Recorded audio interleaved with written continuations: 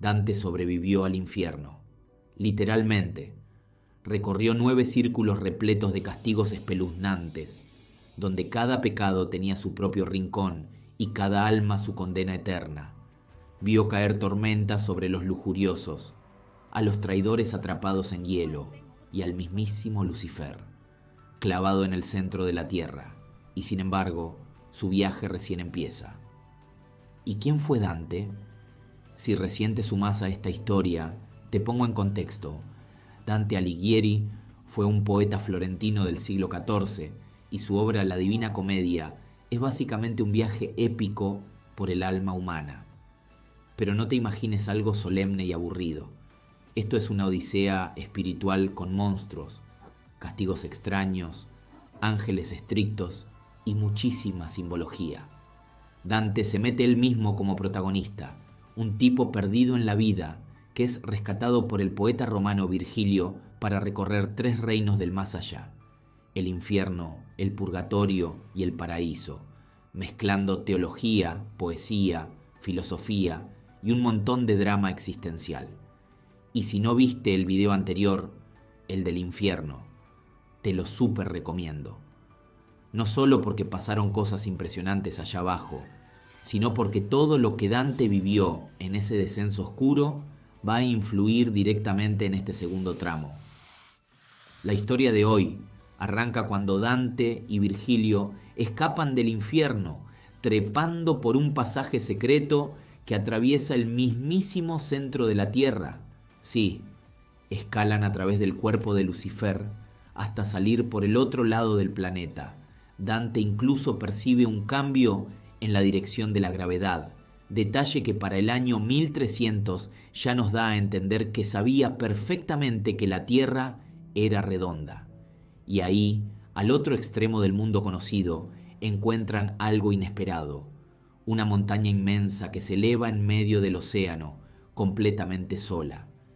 Esa montaña es el purgatorio, pero no es cualquier montaña. Según la cosmología que plantea Dante, se formó cuando Lucifer fue expulsado del cielo y cayó con tal fuerza que se incrustó en el centro del planeta. La Tierra, como reacción, se desplazó al hemisferio sur y se elevó, formando esta montaña sagrada. Por eso el infierno tiene forma de embudo que desciende y el purgatorio de cono que asciende. Son como moldes opuestos, tallados por el mismo impacto celestial. Y como consecuencia de esa caída, todo el hemisferio sur quedó deshabitado, reservado únicamente para esa imponente escalera espiritual que lleva al paraíso. Cuando Dante llega a las faldas del purgatorio, se encuentra con un personaje inesperado, Catón de Útica, un político y filósofo romano que se suicidó antes del nacimiento de Cristo. ¿Y qué hace este pagano cuidando la entrada del purgatorio? Dante lo presenta como símbolo de la libertad del espíritu. Su suicidio, lejos de ser visto como un pecado, fue interpretado como un acto de rebeldía moral contra la tiranía. Catón representa la firmeza ética y es el guardián que da permiso para comenzar el ascenso. El purgatorio no es un castigo eterno ni una recompensa inmediata, es un camino de purificación. Esa misma montaña, nacida del impacto de Lucifer, está dividida en 7 terrazas, cada una dedicada a uno de los pecados capitales. Cada nivel representa un tramo del alma hacia la redención, donde las penitencias no son castigos arbitrarios, sino ejercicios que limpian, corrigen y transforman. A diferencia del infierno, donde todo era descenso, encierro y desesperanza, acá todo sube: la luz, la esperanza, la comprensión. Cada paso hacia arriba es también una elevación moral y emocional. Es un ascenso que no solo cambia el paisaje, sino también a quien lo recorre. Y en lugar de gritos, se escuchan cantos sagrados, salmos, himnos, versos bíblicos, que Dante, devoto y culto, reconoce. Porque acá no se sufre por condena, sino por amor a la luz que espera más arriba. Y todavía no empezamos. Antes de subir, Dante y Virgilio llegan a una especie de prepurgatorio, algo así como una aduana celestial. Acá esperan las almas que se arrepintieron, pero tarde, excomulgados, muertos repentinos, los que dejaron todo para el final. Vagan por la cornisa de la montaña, mirando hacia arriba como quien espera ser llamado. Dante los observa y respira aliviado de haber iniciado su camino antes del cierre. La entrada verdadera al purgatorio está custodiada por un ángel portero. Tiene 2 llaves, una de plata que representa el juicio y otra de oro que simboliza la misericordia. Ninguna abre sin la otra, no alcanza con saber que algo está mal. También hay que estar dispuesto a perdonar. El ángel examina a Dante y antes de dejarlo pasar le graba en la frente 7 letras P, una por cada pecado capital. Son las marcas del alma humana. A medida que suba las terrazas, esas letras se irán borrando, señal de que la purificación está funcionando. Y así, con un canto angelical de fondo, la puerta se abre. Empieza la verdadera subida, porque para llegar al paraíso, primero hay que transformarse. En la primera terraza, Dante encuentra a los soberbios, personas que en vida se creyeron el centro del universo, tan infladas de sí mismas que flotaban de egocentrismo. Acá los bajan a tierra a la fuerza. Caminan encorvados, con unas piedras enormes sobre la espalda que los obligan a mirar el suelo. El orgullo se cura con humildad literal.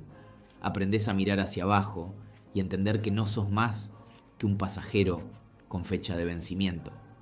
Uno de los que se le acerca es un noble, Humberto, que se jactaba de su linaje hasta que la muerte le enseñó que a los gusanos les da igual tu apellido. En la segunda terraza están los envidiosos, gente que sufría con la alegría ajena, que no podía ver a otro triunfar sin sentir una punzada de odio en el estómago. Ahora, irónicamente, no pueden ver nada.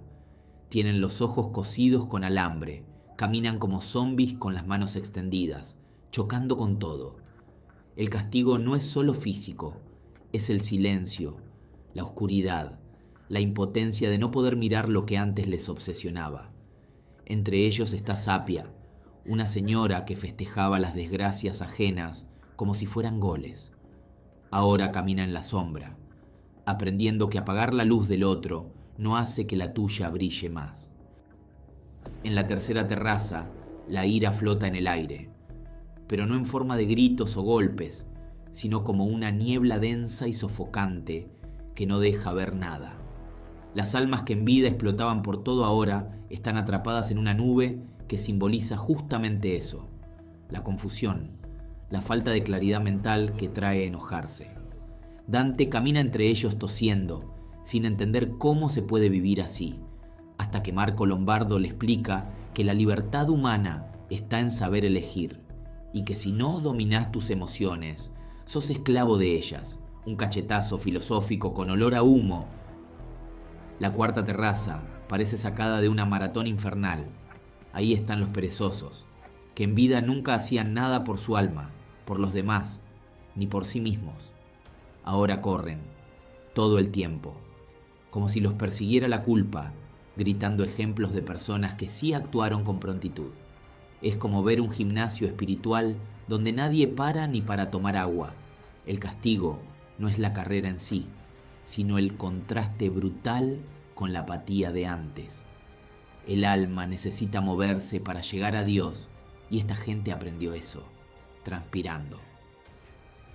En la quinta terraza están los avaros y los pródigos, los que amaron el dinero de más o lo despilfarraron sin sentido.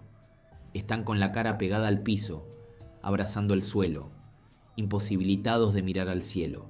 Si adorás lo material, terminás encadenado a lo terrenal.